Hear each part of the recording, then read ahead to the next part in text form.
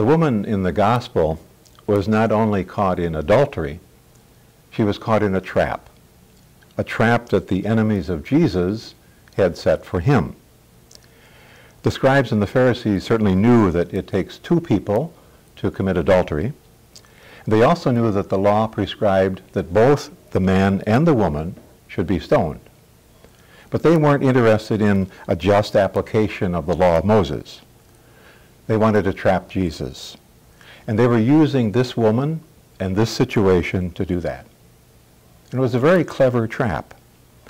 If Jesus says she should not be stoned, he's contradicting the law of Moses.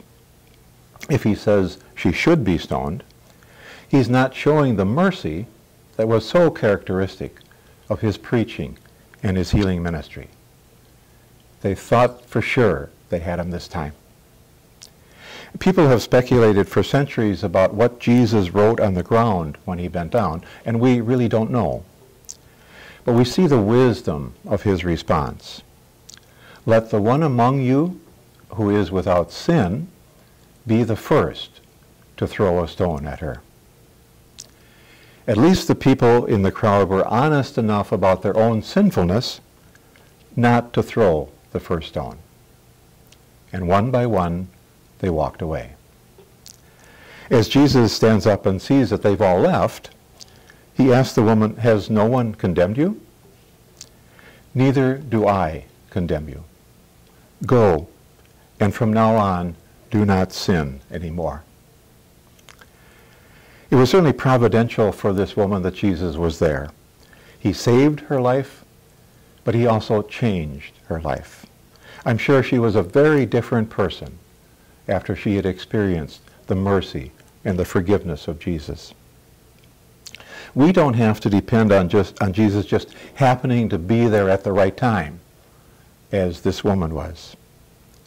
We know in faith that Jesus is always with us. His mercy and his forgiveness are always available to us, especially in the sacrament of reconciliation. His forgiveness is an invitation to us to let go of our sins, just to set down all that extra baggage that we've been dragging along with us, to do something new in our lives, as our first reading from Isaiah suggests. But Jesus challenges us not only to accept forgiveness, but to forgive. He invites us to drop the stones we may have ready to throw at other people, to let go of the judgments we've formed, of the grudges that we may be nursing, to be willing to forgive. We have experienced the forgiveness of Jesus so many times, in so many ways.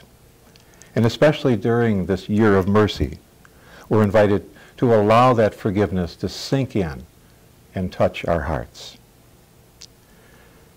We are also challenged to forgive as we have been forgiven.